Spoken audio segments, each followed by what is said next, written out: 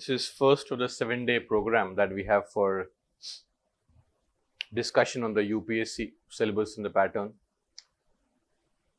And your official batch, I believe, starts on the 8th of this month. Now see, as far as the today's session is concerned, it's about polity.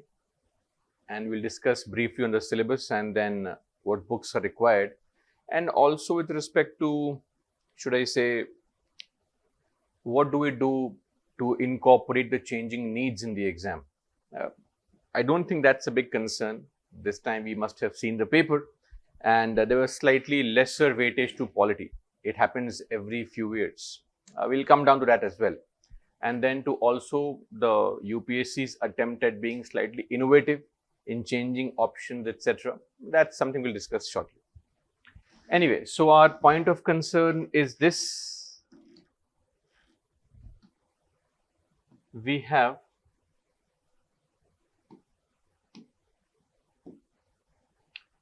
the GS paper 2, which deals with polity and constitution, governance, social justice and international relations. So we'll discuss these two today, polity and constitution and governance.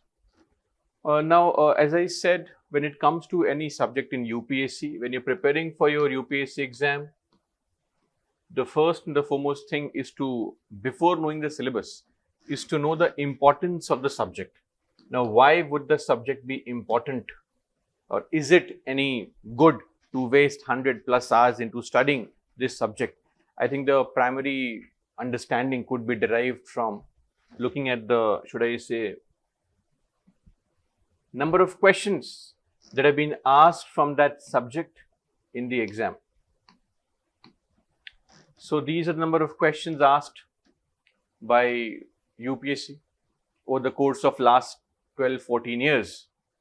So you can see a healthy pattern of around 15 odd questions every year. Initially 12, then 20, 18, 13, 15, 6 questions again. And this was, should I say, the worst year for polity. Just 6 questions asked. And the very next year, they asked 22 questions from polity, right? So again, a similar kind of issue has happened. Over the course of last few years, they had consistently been asking around 15 questions, 20, 18 somewhere. But yes, this year, just 9 questions. That's a bit too less.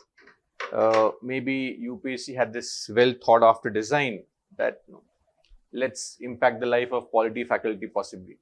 I don't know what was their thinking.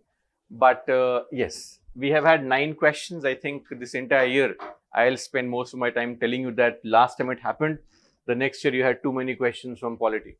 So possibly next year we might have a lot of questions from polity. This is very much likely.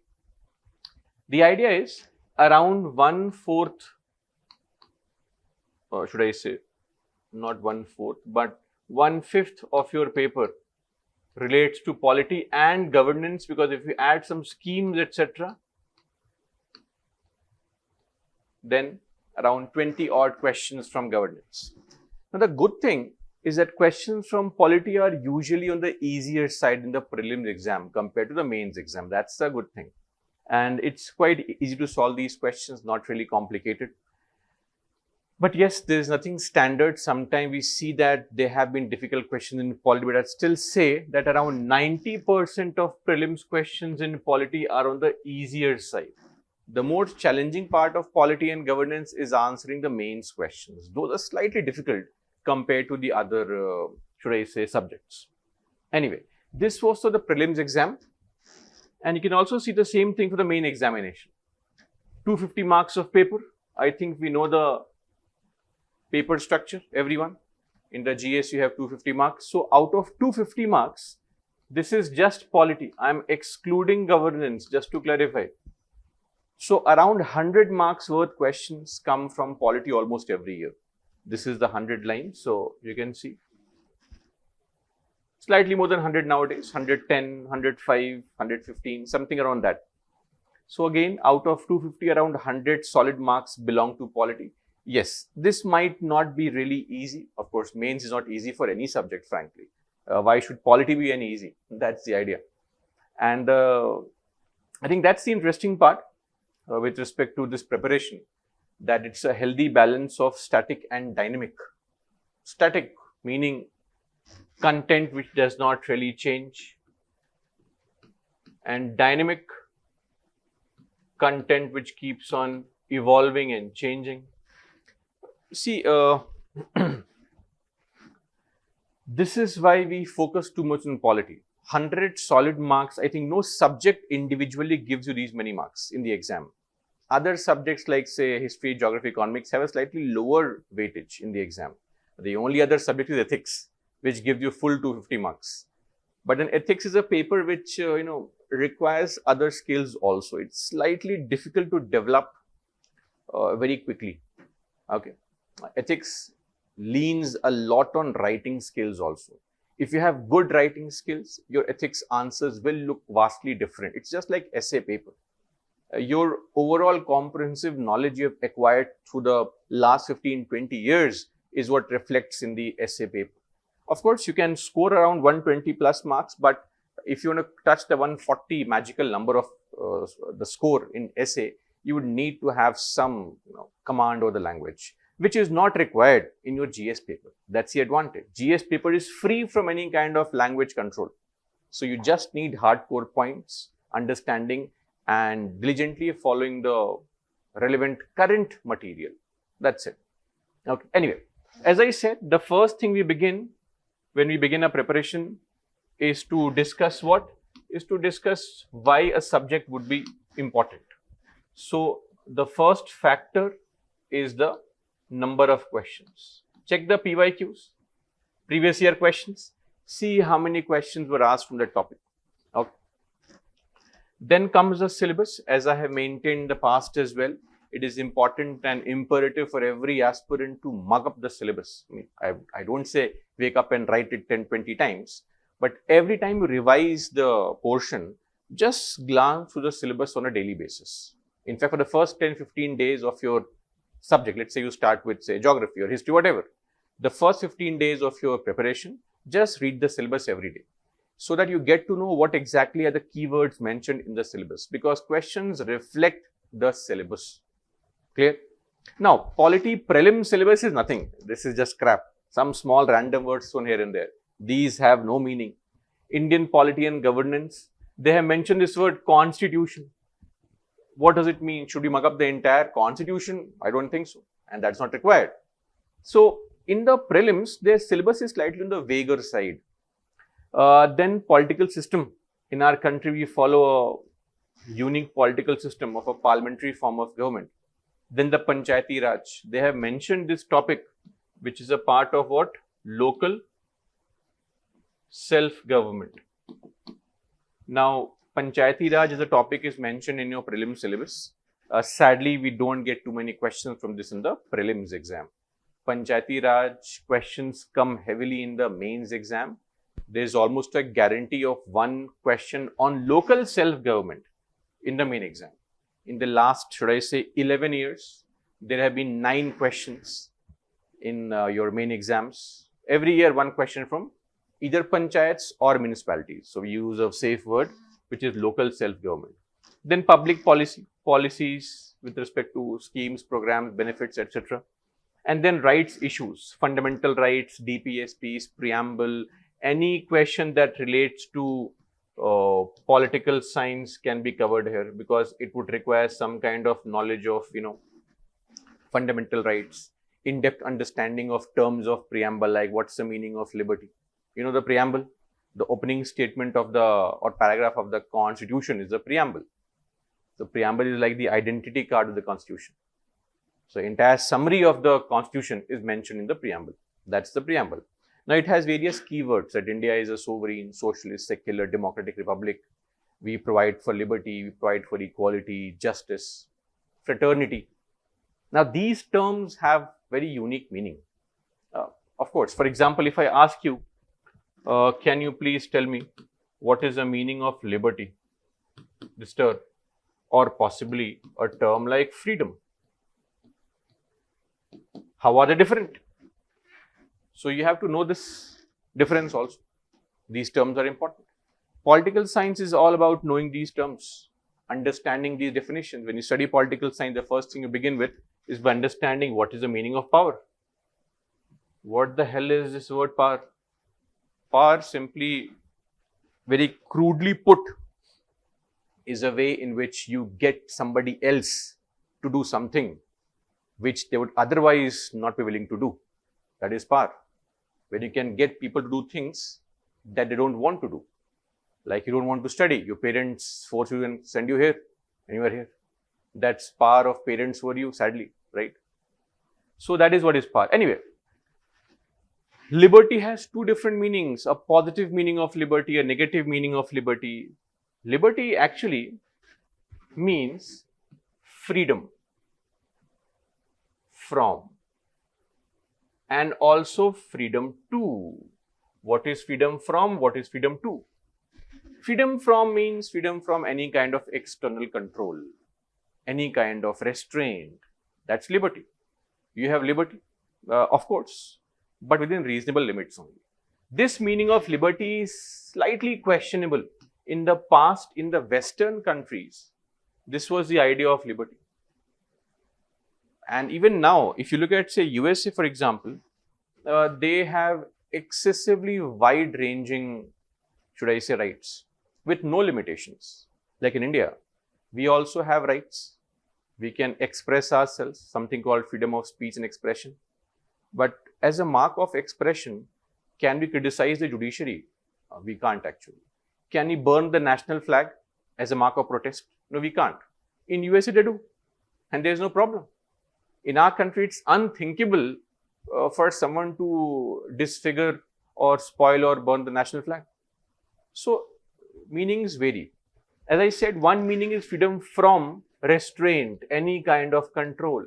Now, this no longer applies in most societies. How can somebody have no control?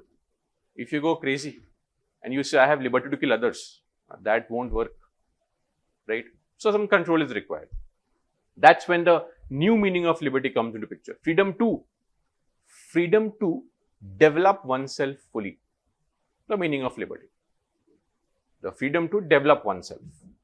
Freedom to get the opportunities for growth and development. So, as I said, these words have meanings. These meanings are important. You will see that rights issues relate to these kind of questions only. For example, something very simple. What is meant by a constitutional government? You must have all known the meaning of constitution. You don't remember it, but in your school days in class 9th and 10th, in your NCERT books, it was mentioned there. Constitution is the fundamental law of the land, the basic rule book. You must have made notes also in your school. Did you forget about it? Because in school, the focus is on maths and science. That's the idea.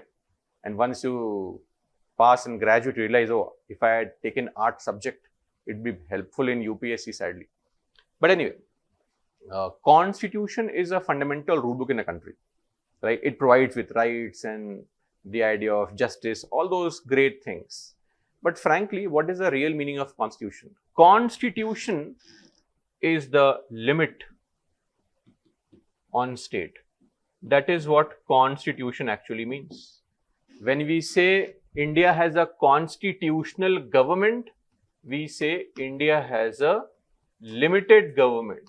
What is meant by limited government? Limited government means a government which has limitations, which has restrictions. Like in India, we can protest, right? In India, we have a right to express ourselves. We can form unions, associations. When the police arrests us, it has to follow a procedure before punishing us. You can't directly take us to jail and put us there. You have to take us to a court, file a charge sheet there. If I can't afford a lawyer, the duty of the state is to provide me with a lawyer, and so on and so forth. So these are limitations or restrictions on the state. So Constitution's primary purpose is to place limitations on state. Are you clear? And that is the reason, as I said, these words become important. All of them covered under rights issues. Anyway, now comes the more important part, the main syllabus. Now, main syllabus is slightly more clear in the sense that it mentions all these terms that you need to follow. various aspects. It does not really follow the typical standard constitutional order of events like Article 1, 2, 3, 4, not really. It has its own structure. The syllabus is completely different, and that is why it is important to understand and study accordingly, covering all topics. I'm not saying start from here and go in a decreasing order, but still we need to cover every aspect of it. So first up, they say we have to study about the Indian Constitution, the historical underpinnings as to how this rule book came into being, how it evolved, the evolution. So this part is largely a part of your modern history. In your modern history classes, that is history classes, modern India, you will be discussing about various Government of India acts. And that is where this topic is covered. And then we will in polity discuss how the constitution was made. How did our members sit together? How were the members chosen?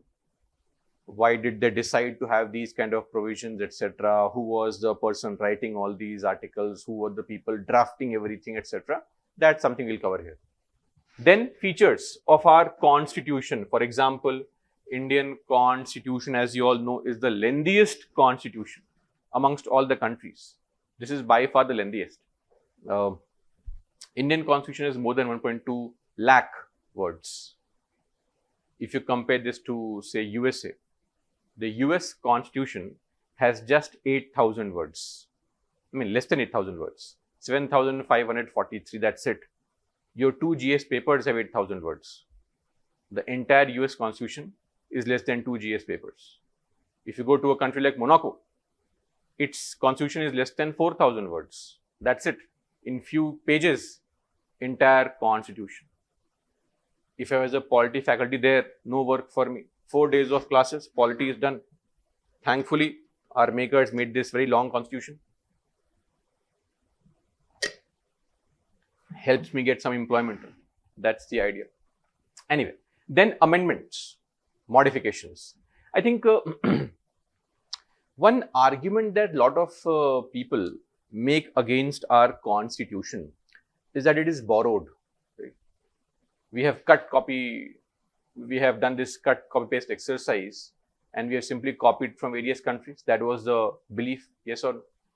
That we have copied from our Western masters, like slaves. Some people call it slavish imitation. Like slaves, we are imitating our masters in the West. But actually, a good thing about this is that we have this concept of amendments. What is meant by amendment? What is amendment? Modifications, changes. So our rule book allows modifications. It allows changes, and that's a good thing. Because this book was made in 1950, right? The date of commencement is 1950. Those times and this time is vastly different. And every rule book should evolve with the changing socio-economic and cultural circumstances of the country. And that is why our rule book gives scope for modifications. In fact, Ambedkar said the very same thing. When people asked him that, sir, what we have done is we have made a constitution which is some kind of a cut, copy, paste exercise. It feels like we are, there was a very popular statement by K. Hanumantayya. He was, I think, the first CM of Mysore state. So he made a statement after reading the original draft, saying that when I read this book, I don't hear the veena playing in my mind. I hear the English drums playing in my mind. The reference to that this rule book seems very alien to me. It seems very British to me. It does not seem Indian. Ambedkar responded by saying that, see, in this given short time, around 2-3 years of time, we had to make a constitution quickly. And we have given to people a rule book which works. So he called this a workable constitution. It works very well. Now, it is for the coming generations to make it an ideal constitution. If you want to make it the best, I am giving you scope for changes. Feel free, make changes. Who's stopping you? And we have so far made 106 changes. Now, if you look at some other country like say US again, for example, US Constitution was made in 1789 after the Philadelphia Convention of 1787. In 1789, they made their constitution. They have so far made 27 changes only. So you see how difficult it is for them to change. The process is slightly difficult. We would have had 107, but recently a bill was brought, I'm sure you're aware. The bill could not be passed in the Parliament, the Lok Sabha, because of the majority issue, Women's Reservation Bill. And then see, the syllabus itself says significant provisions, not all, only the important provisions need to be followed. So don't go crazy and mug up every article in the Constitution, not required. The syllabus itself says the most important ones need to be followed. Are you clear? One more thing, this rule book allows for changes. I think we know this now. Amendments are allowed. We can keep on adding new things. We have been adding so many things now. And you can change things also. Can we change everything is a question. Or should we be allowed to change everything? For example, India is a democracy. We know this, right? India is a democracy where people vote and choose elected representatives. Should we change this process? Or can we change it and make India into a monarchy? Narendra Modi is a new king, Rahul Gandhi is a new prince, whatever. Can we change it? Amendments are allowed. Yes or no? No, actually, some things can't be modified. Those things which are very essential to the constitution, they can't be modified. That is what is called basic structure. The structure on which this foundation on which this rule book is based, the foundation can't be modified. Okay. You can't demolish this building. You can paint it, the colors inside, blue, pink, green, whatever. Add more posters here and there. Okay. But you can't demolish the pillars and all. That won't be possible. Exactly the same thing. The basic essential values like democracy, parliamentary form, republican nature, free and fair elections, these can't be modified. Other cosmetic changes, great. Nobody cares. You can change the chairs here, but you can't demolish the building. That is the idea. So basic structure as a concept came through a Supreme Court judgment, a very popular Keshwanand Bharti judgment of 1973. So we'll discuss this also. Supreme Court judgments are very important in the exam. Then they say functions and responsibilities of the union and the states, the issues and challenges. So functions and responsibilities of the union and the states.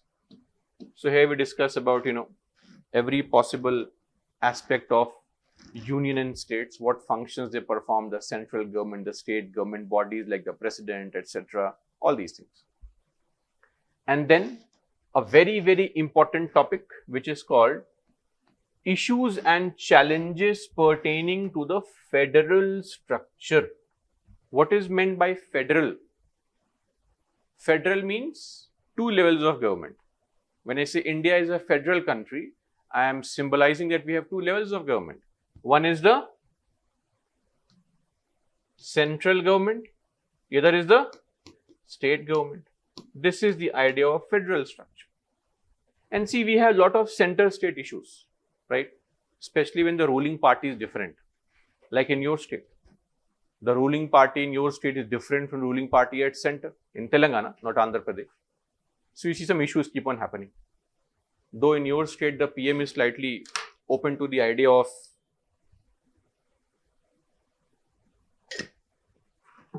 being friend with center. In fact, your PM has your CM has a history of being a part of ABVP. He comes from Akhil Bharatiya Vidyarthi Parishad, which is a BJP organization. But that's common in politics. That's the idea. But we have seen this happen a lot with respect to, say, Tamil Nadu, Punjab, West Bengal till recently. Now with the change of party in power in West Bengal, things are different. Kerala. Anywhere where the ruling party at center and ruling party in states, they are different, you will have lot of issues, especially monetary issues, division of taxes, etc. And that is where this topic comes into picture. All the issues and challenges relating to the federal structure. One question is guaranteed every year from this topic in the main exam. Okay. So when people say that UPSC is unpredictable, it is very predictable. If you see the PYQs and know the syllabus, a lot of things can be estimated. At least a broad area can be estimated. Then devolution of powers and finances up to the local levels. When I say local level, what is the meaning of local level? Local bodies, panchayats and municipalities. This is the idea of local self-government. When you hear the word local level, you should immediately realize they are referring to panchayats and municipalities. As I said, devolution of powers and finances. We have to devolve, provide, give panchayats and municipalities powers to perform functions, money to perform functions. And hence they can become independent in governance. And also challenges. What challenges do panchayats face? What challenges do municipalities face? A very popular challenge panchayats face is the challenge of proxy candidate, which we call as panchayat pati. You know panchayat pati? You know pati? Pati is husband. So panchayat pati does not mean the husband of entire village. It simply means that in the local bodies we have elections, right? And we have reservation also for SCs, for STs and for women. Okay. Now, let's say one seat is reserved for a woman. Only women can contest from there and you can only have a woman representative. Okay. Now, when the woman wins the seat from there, she will not go and sit in the meeting. Her husband will go and sit in the meeting and she is in the house only, cooking food. So, this is the concept called panchayat pati. Are you clear? It was rampant earlier, it has come down now, but it still exists. If you have the husband going to the meetings, then what is the point of reservation? The idea of reservation was what? To empower women. But if they have to eventually sit in the house only, so then the reservation policy fails. Imagine there is a reservation for an SC person and the SC person does not go and sit in the meetings. Somebody else goes and sits in the meeting. So, makes no sense. I think we need to rectify this issue. Okay. So, one such issue is called the issue of panchayat pati. So, there are various such issues in the local bodies. Okay. For example, the villages, especially rural India, is controlled by something called a triad of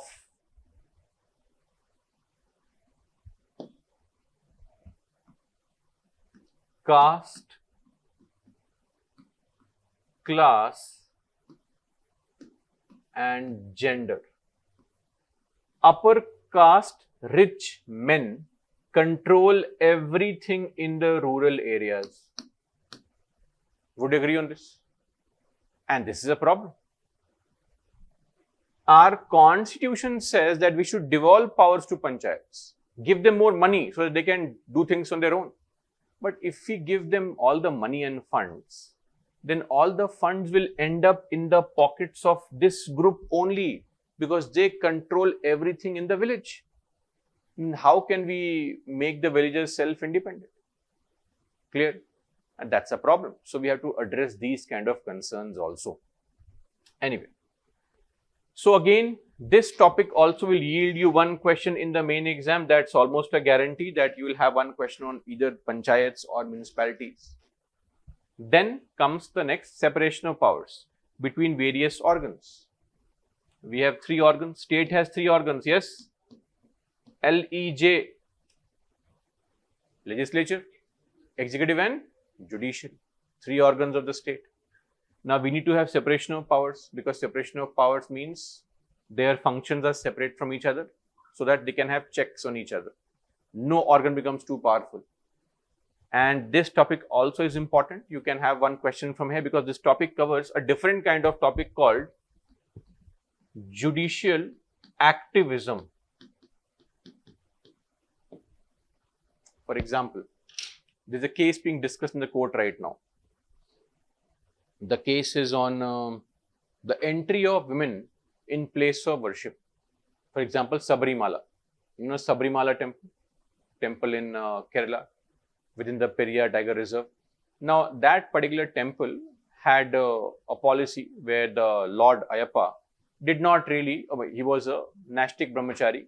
So, the temple did not allow entry of women in the Garbhagriha, that is Sanctum Sanctorum. And in 2018, the Supreme Court gave a judgment allowing the entry of women in that temple. Sometimes governments will not perform functions. They are either too busy, not interested, etc. Some train accident happens. Compensation has to be provided. Governments have no interest in all these things. Look at the NEET exam issue happening over and over again. Look at the CBSE answer sheet scanning issue. People go to court. Recently, there was a revision of voter list in the country called SIR. Special Intensive Revision, SIR. Meaning the voter list, electoral rolls were being revised properly. Why? I mean, a lot of people turn 18, their names must be added in the voter list.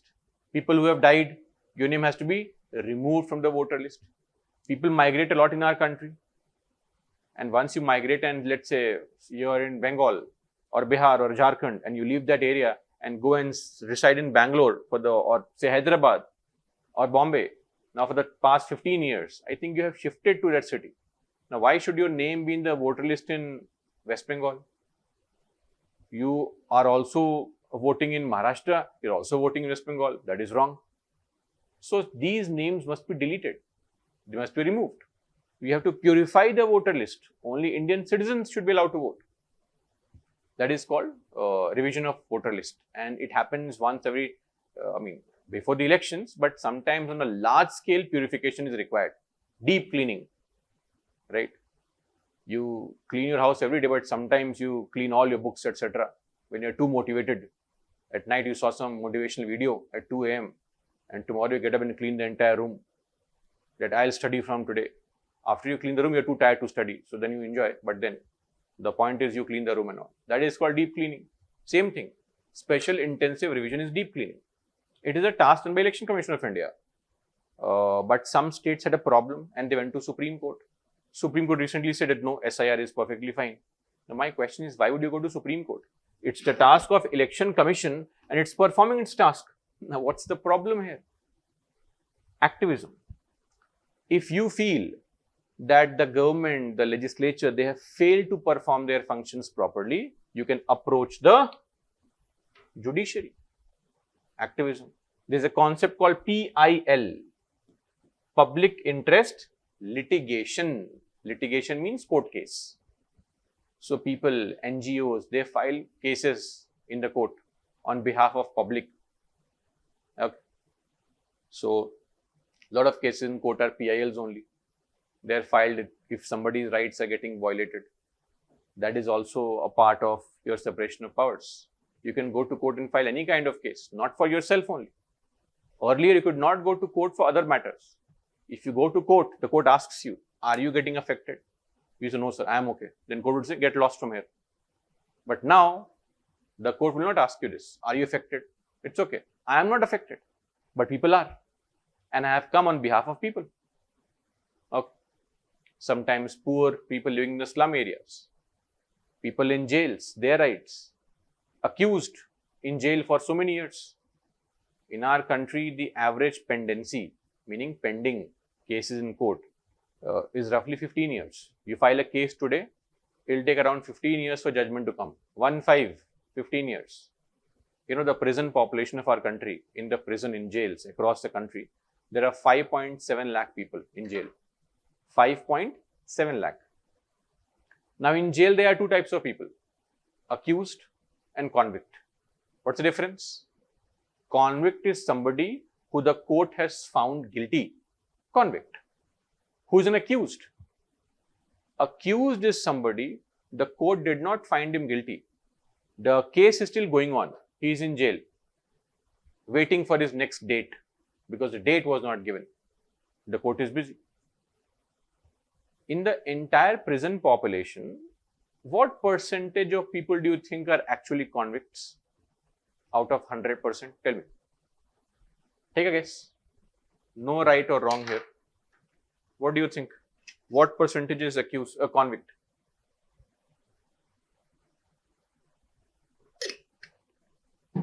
Any idea? 10, 15, 20, 30, 40, 50, 70, 80. You'll be surprised that only 24% are convicts or 23% are convicts. 76 to 77% are actually accused. The court has not found them guilty. They are still waiting in the jail. Why? Because the next date in the court was not given to them. 3/4 of prison population is accused and they are in jail. What if after 2 years, when the case is finally over, the court finds them not guilty then? Then why are they in jail? It is wrong, right? It violates their human rights. A single day of punishment without you having done anything wrong is not correct. But sadly, this is what happens. And this is where the court comes into picture.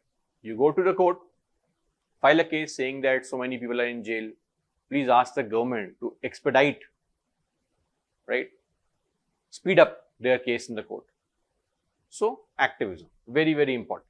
And then dispute redressal mechanisms and institutions. So, that was there.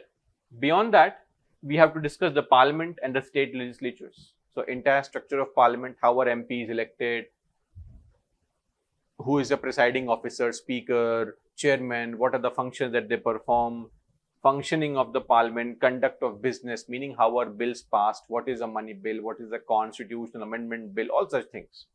Then powers that they have, privileges, benefits to our MPs. For example, while the session is going on, you can't arrest an MP in a civil case. Criminal case you can, not in a civil case. In fact, you can't arrest an MP 40 days before the session, 40 days after the session. And during the entire session where the MP is sitting in Delhi, in the parliament, you can't arrest them in a civil case. Privilege. Anyway, and issues arising out of them. This is a very interesting topic, which gives you questions both in prelims as well as the main exam. Then the structure, organization and functioning of the executive and the judiciary. So, what is the organization of the executive? We have the president, then the VP, vice president, the PM, council of ministers, etc. At the center in the states, what is the structure in judiciary, Supreme Court, High Court, subordinate courts? In fact, this topic also will have a prelims question usually, and either they will have a mains question from this topic or they'll have a mains question from this topic. That's always the case. One either, and the focus is on judiciary. Either they have a question on judiciary from here or from there. Clear? Okay. Then every 5 years in our country we have what? We have elections, right?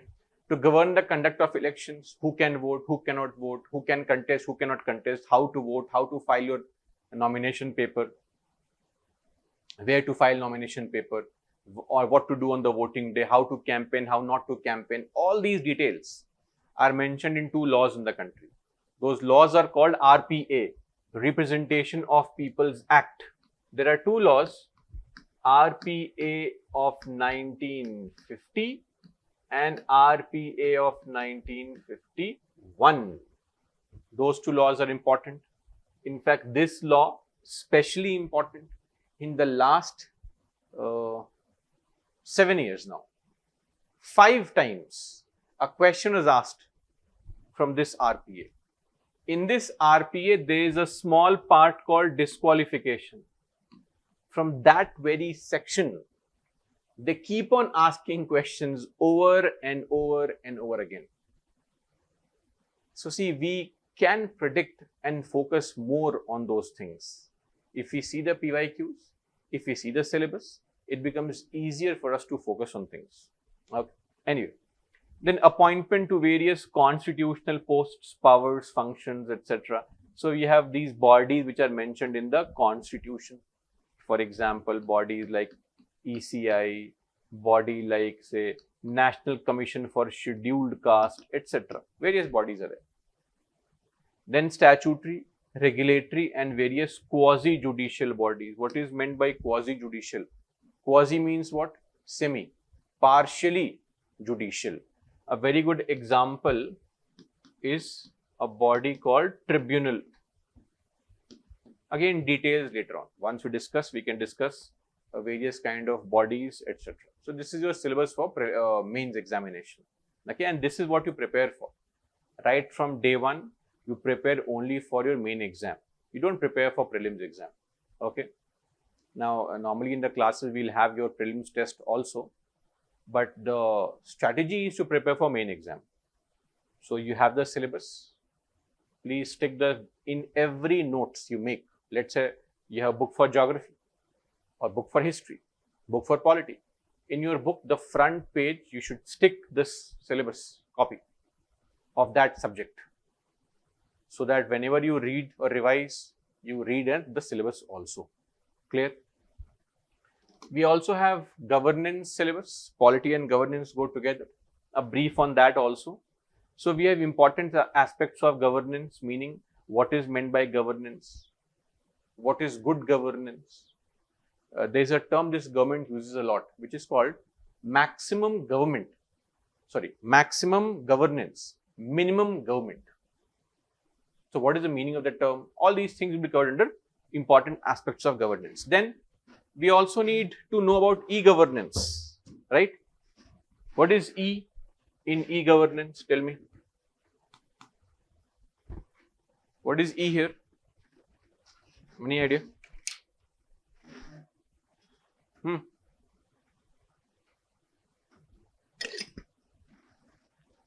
Yes, sir. You're saying something.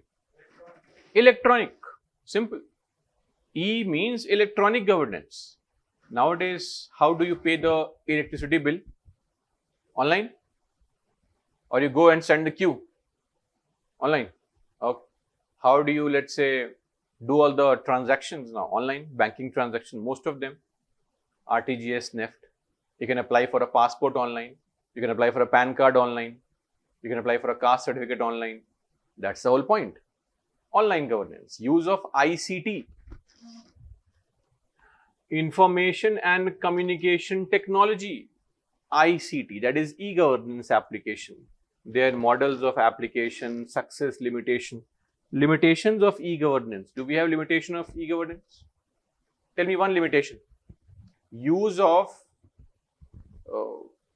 ICT in providing governance to people. One limitation. The most common limitation. What do you think would that be?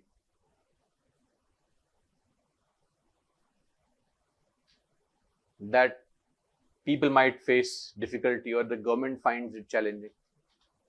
Anything? When you provide with services online, tell me one issue that could be there in the country. Sorry? Server issue. That's also there. What else could be an issue? Whatever you face when you apply for various exams. One important point is the digital divide in the country. You might be adept at using the mobile phone. People in villages, they don't. They're not literate enough. There is no digital literacy. See, watching a YouTube video, just tapping on it is different from actually using the application properly. Applications require you to read through the options, etc. How will the illiterate person read it? And people who are digitally illiterate, they are literate, but they are not digitally very adept at handling things. That's also a problem. Mobile phone penetration in the country. 75% of internet users live in urban areas, whereas almost 65 to 67% of people live in rural areas. How will this be there You are trying to use ICT to increase the governance, but it is mostly being utilized by the people in urban areas, not in villages. Yes or no? Let's say you want to open a bank account. You can do it in your house also. But that requires a mobile phone, a laptop, a broadband.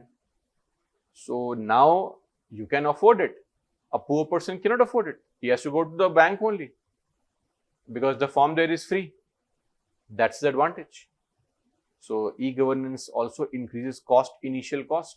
These are challenges. So yes, we have success, but we have limitations also. And what is the future potential of e-governance? Then topic called Citizens Charter, a very unique kind of topic. We'll discuss that later on. Then transparency and accountability. Do you think the government should be transparent? Yes. What is transparency? What is meant by transparency? No? Being transparent in a relationship. You know relationship? Or single people, sorry. But still at some point you'll have a relationship. What is meant by being transparent? Share your mobile phone password, the most dangerous thing to do. Being transparent in the house to your parents. So, meaning what? You open up your functioning to the other person. Governments don't like to be transparent. They like to hide things. But we have to make them transparent. Whatever steps you are taking, say a contract was given to a builder to build a road. How was the contract given? What was the basis? What was the criteria? Was the contractor the brother of the politician? Or was he a genuine performer? We need to know all these things. Transparency is important. And if something goes wrong, we should hold somebody responsible for the failure. A bridge collapses somewhere, people die. Who is at fault? You can't say God is at fault. Somebody made the bridge, the contractor, used poor quality of material, but no. The officer who awarded the contract to that contractor, that officer is responsible. Did you not verify it before giving a contract? His past work, his experience. You give the contract without verification. We have to hold you responsible. Accountability. You have to be accountable for your actions. So what are the mechanisms to ensure accountability? On this topic only, we study a very favorite topic of yours, which is called corruption. What is corruption? How will corruption happen? How can we keep a check on corruption, etc. Then, role of civil services in a democracy. What is the role of civil servants in the country? So, the expectation from civil servants is way too much. You have to be efficient, you have to be energetic, you have to be transparent, you have to be tech-enabled, you have to be polite, proactive, professional, pragmatic, constructive, creative. There are too many expectations from civil servant. Innocent people like you have to fulfill these expectations in future, don't worry, not right now. So what role do the civil services play in the country, and also what kind of reforms can be brought in the civil services? E-governance will have one question in the exam every year. It is mandatory. Then one question from this topic. NGO, SHG, especially SHG. NGO, SHG means self-help group. You know, in villages, 10-15 women come together to form a group. They'll put in all their money together, and there's a big pool of money. From there, they can take out loans for their own issues and concerns. That is called a self-help group. So this topic is important. And finally, a topic called comparison of the Indian constitutional scheme with that of other countries.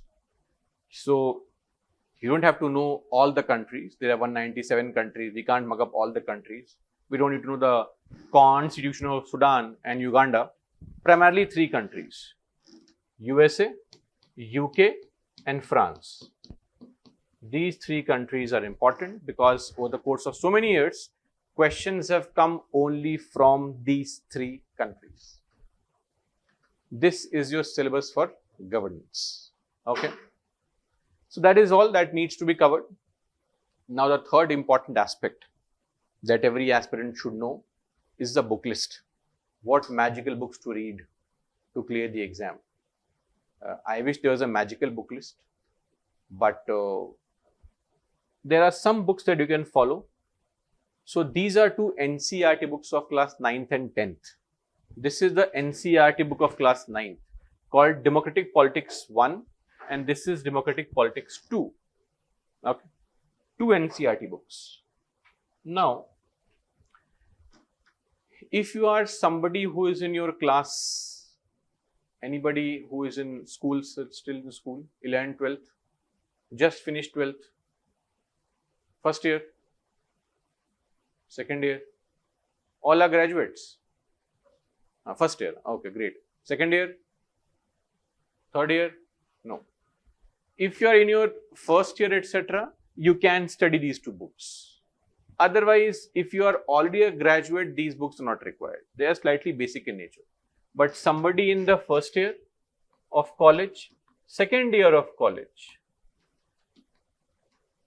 they can read these two books. These are both NCERT books. Very easy to read, very casually you can read it. Okay. Then come two more NCERT books of class 11th. One is called Indian Constitution at Work, class 11th. This is the book that we study actually, but in way more detail in the class. This is a book that contains the hardcore UPSC syllabus, but not this book directly. This is a very simple, small version of what we will study. We will study a very large, elaborate version of this book only. So this book can be studied or may not be studied, depending on what you want. Okay. So maybe this book has 10 chapters. If you want, you can study this book. You can skip this also. Completely optional.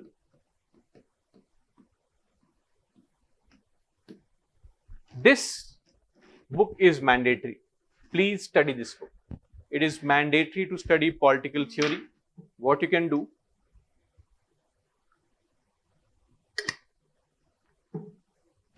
is study this book in detail. It has 10 chapters. Now what do? You take the book, read the entire book like a storybook. Okay? Don't underline anything. Nothing. Just read one chapter per day, like a storybook.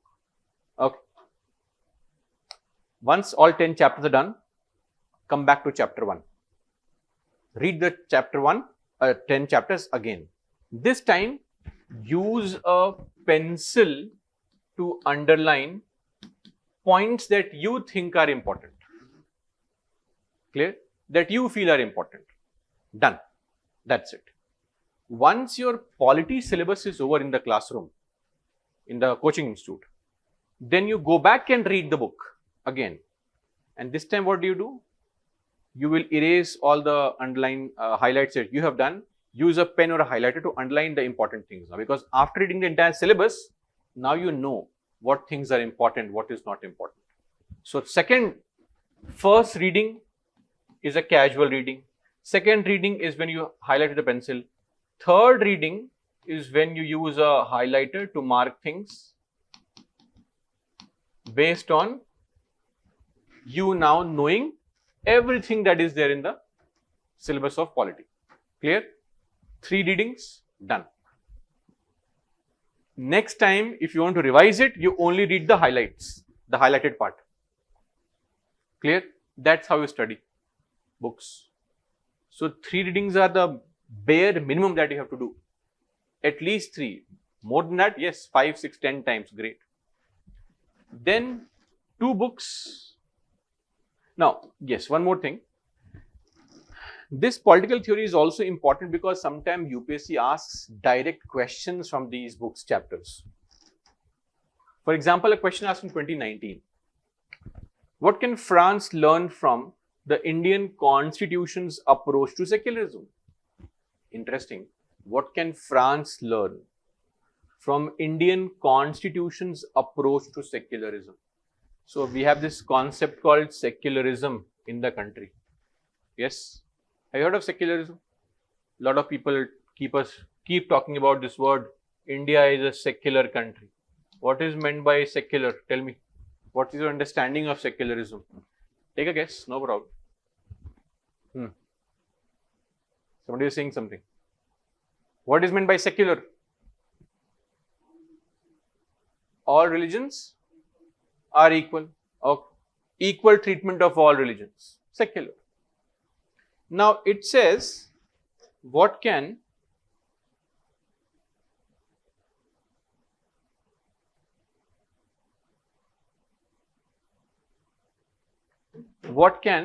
France learn from Indian approach to secularism? The way we have secularism in our country, what can a country like France learn from us? And see, after 5 years, in 24, they asked one more question.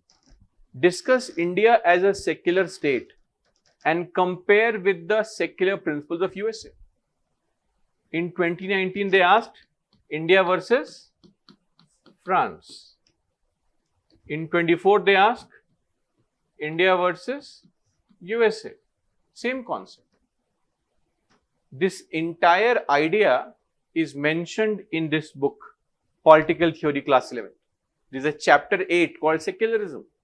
It mentions this only, comparing Indian version of secularism with US model of secularism. US and France have the same model of secularism. That is called a Western idea of secularism, where state will not interfere in your belief at all. So you can simply follow it, but you don't read NCERT, and that is what is a concern. If only you could read NCERT, you would be answering the question. That book is important, is my point. Clear? Now, beyond that, there is one more very popular book called Lakshmikant. I'm sure you've heard of this book, Lakshmikant. It is a great book for prelims exam.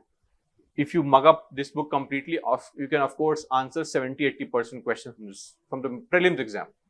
Mains, not really. This is not a good book for mains, but still, and slightly, should I say, voluminous, too large, lot of useless information in this book as well. That is why when we teach, I will tell you which chapters are important, which chapters are not important. Not every chapter needs to be covered from this book. But nevertheless, Lakshmikant can also be and should also be purchased ideally. And then every aspirant should also keep a copy of Constitution of India, Bare Acts. That is what is called Bare Act. So, this book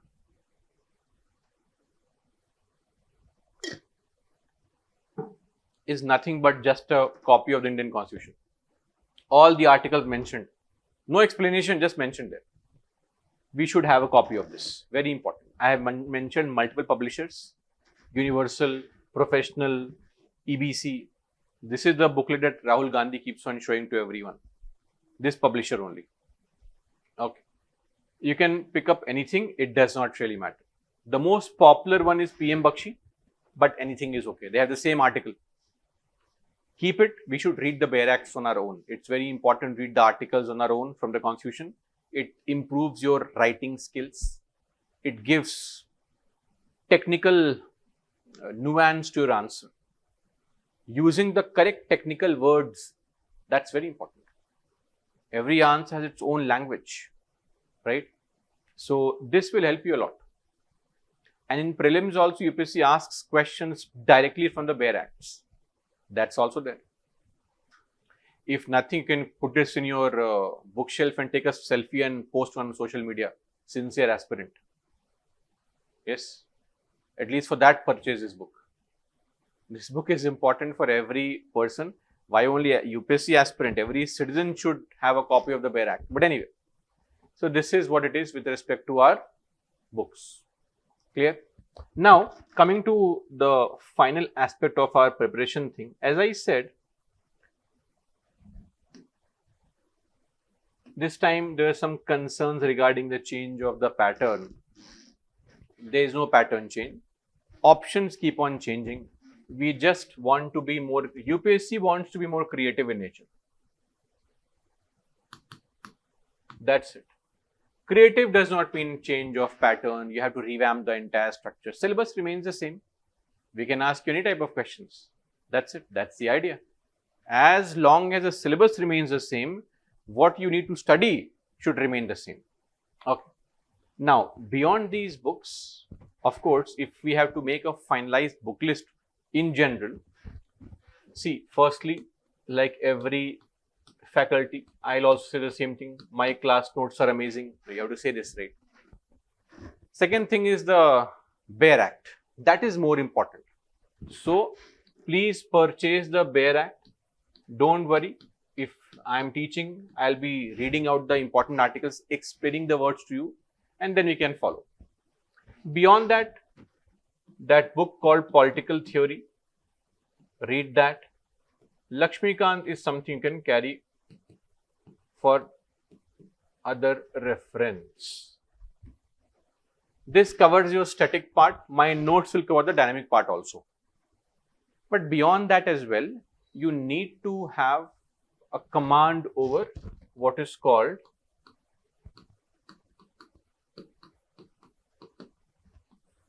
current affairs. Okay. Current affairs has three elements to it. The first element is what is called newspaper. Now, I'll tell you something very frankly.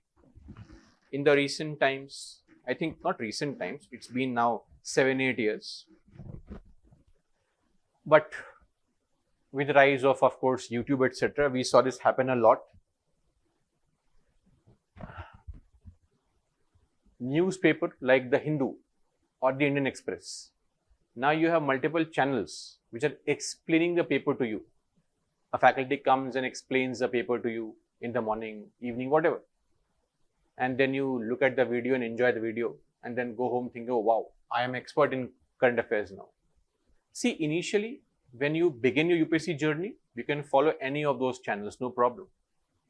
But slowly and steadily, after a couple of months, if you still don't develop the habit of reading a newspaper on your own, you are in for big trouble. Because if you constantly rely on spoon feeding, then that will be detrimental in the exam in the long run. You'll depend on somebody explaining everything to you. Your comprehension skills come down drastically. So I would suggest, initially you can take help watching those various hundreds and lakhs of channels, newspaper explanation, but you have to develop the habit of reading newspaper on your own. Don't make notes from it, on your own. Then follow some monthly magazine. Every coaching institute has its own monthly magazine. You can follow it, no problem. It is just a collection of all the news articles of the last 1 month. Newspaper reading is important for you on your own. That improves your comprehension skills, which is required to understand questions. This fills the gap of knowledge, current affairs. And third, there are 2 magazines that come out, Yojana and Kurukshetra.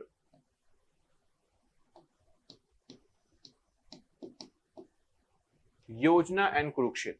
Thin booklets, very cheap, monthly, 1 magazine per month, that's it. This magazine also need not be read from cover to cover. You can right now go and on your web browser and search for Yojana April gist. Gist means summary. Hundreds of institutes have mentioned summary. Please read that summary. Very, very important. This will help you not just in polity,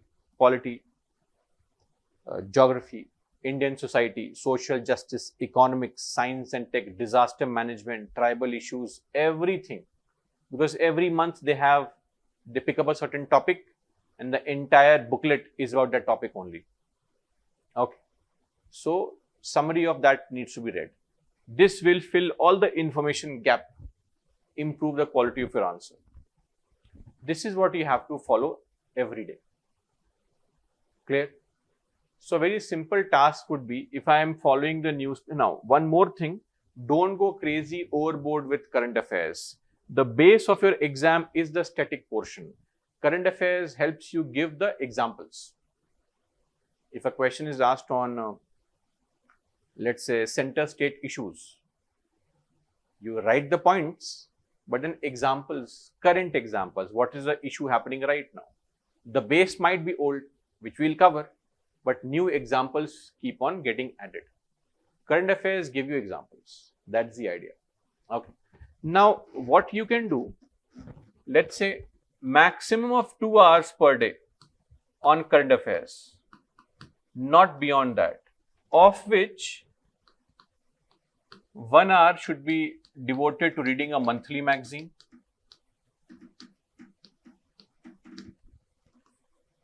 around 1 hour to reading the newspaper, and that Yojana Kurukshetra, you can do it 30 minutes. Yojana plus Kurukshetra. This can be done on alternate days because it's a very small, thin booklet. It won't require so much of time. So, one day 2 hours, the other day 2.5 hours. That's it. Don't devote more time to current affairs. Okay? That's the thing. This is the bare minimum that is required for current affairs, and that is enough. Beyond that, please focus on your GS subject and your optional paper. 2 things that you need to focus are your GS and your optional paper. So, we divide the entire day into 3 parts and focus like this. But right now, of course, when you begin your career, you will have to also attend the coaching class, right? So, coaching class, if you are attending a class, then we have to revise your GS paper. Plus, if once you start your optional, then your optional class also is there, plus revision. So, this, and then you have your current affairs. This is what the plan looks like. Timing, yours. Somebody can wake up in the morning and study. Somebody wakes up late at night to study. But you need to devote at least 6 to 8 hours on a consistent basis. Okay. That is beyond the coaching, sadly. 6 hours beyond the coaching is required on a daily basis. If you are willing to contribute 6 hours of effort, great. If not, then you'll be a party to the 5 lakh people who take up the exam every year. Simple. Every year, around 10 lakh people fill the form. Half of them don't come for the exam also, prelims. 4 to 5 lakhs sit for the prelims exam, out of which 10 to 15,000 are selected. That's it. That's it. And then out of which around 2-3,000 are selected for interview, out of which around 700 to 800 are selected for the finalist. So this is the situation. 6 to 8 hours of studies are required. Initially, don't pick an optional paper right now. Relax. When you start your career, UPSC preparation career and coaching, for the first couple of months, relax, go through the GS papers and all. Once 2-3 subjects are taught, then you can possibly start attending some demo lectures of various coaching students, faculty of the syllabus that you think, optional that you think you want. Attend all demo classes, pick up an optional. And by December end, get done with the optional. Then you can revise more. Is the point clear? That's the idea. Okay. Now, as far as the changing pattern of the prelims is concerned, it is of no concern to us. Pattern has remained the same.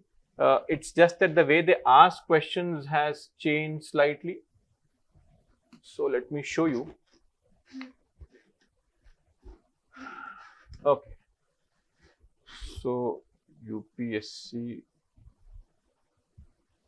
CSE Prelims 26.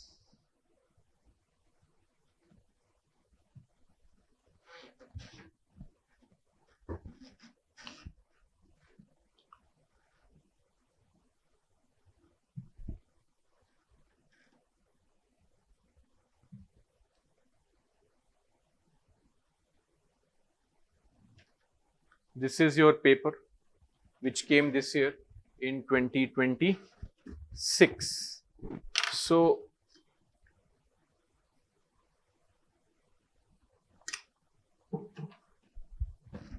options became slightly different. Earlier, so you have various types of questions. One is a question with A, B, C, D. Choose directly, completely factual. The other is a question like this, where you select the answers. Which of the following temples have a Nagar style shikhar? Okay. So 1, 2, 3, 4. If I think 1 and 2 are correct, I'll choose A. 2 and 3, I'll choose B. Only 3, C. Like this. Point clear? Then you will have a question and some statements again. Simple, straightforward. Now, this time, again, same thing. Which one is correct? 1, 2. Okay. This time, especially for certain topics, the type of question they asked was this. Like, say this one. Slightly different. Or let me check something else which is more accurate.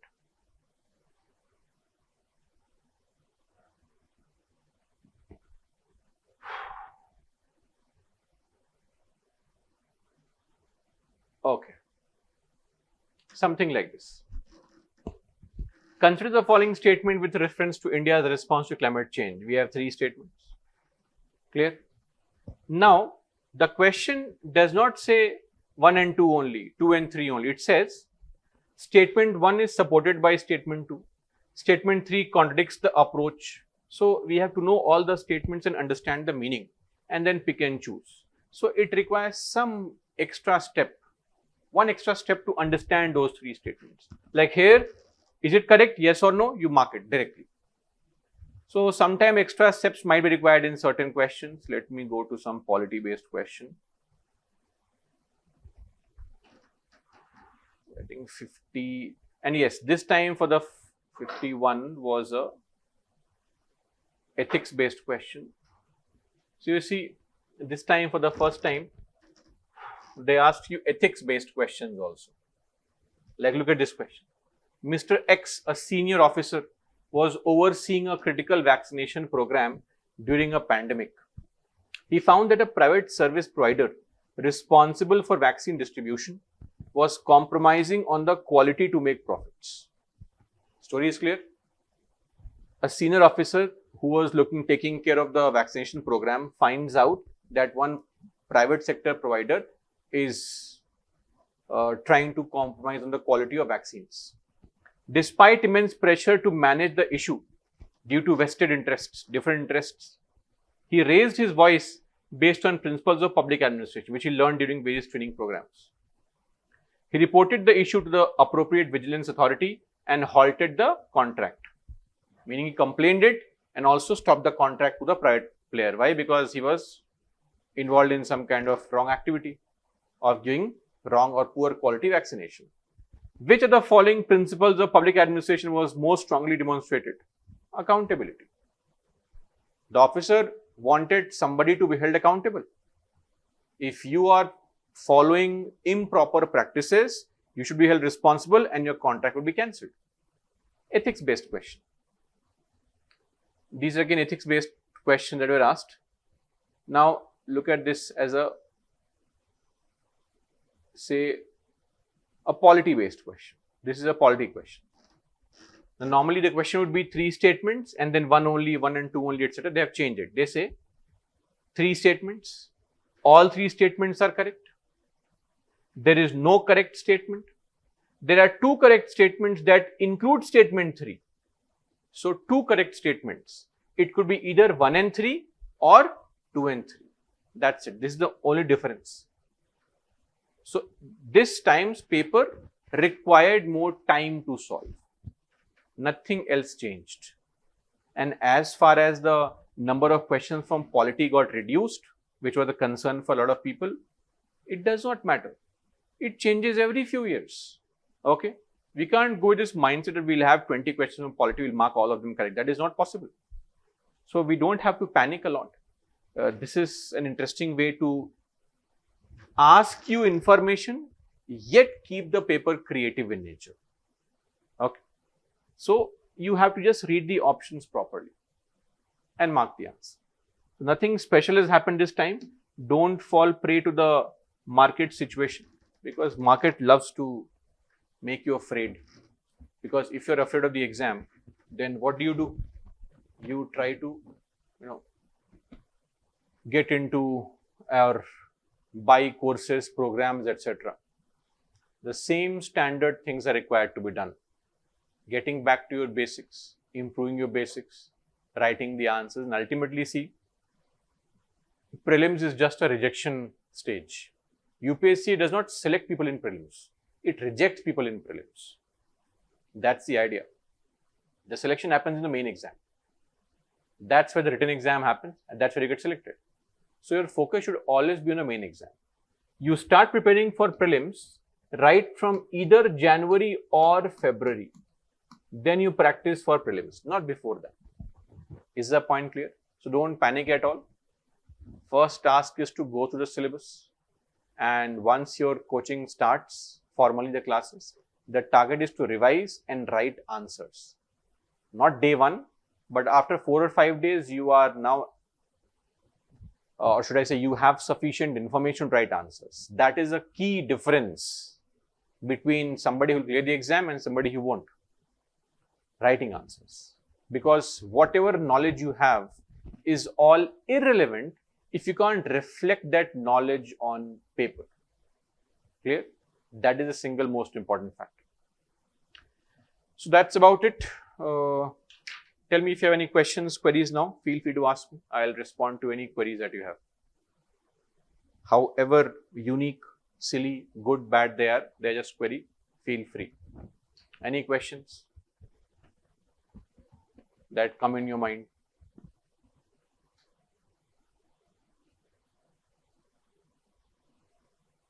No questions? Or no questions as of now? In future you might have questions. Great then. So tomorrow we have a different session. What session is there tomorrow? Any idea? No? Okay. So again, I think this continues till 7th, and then from 8th you have your regular batches.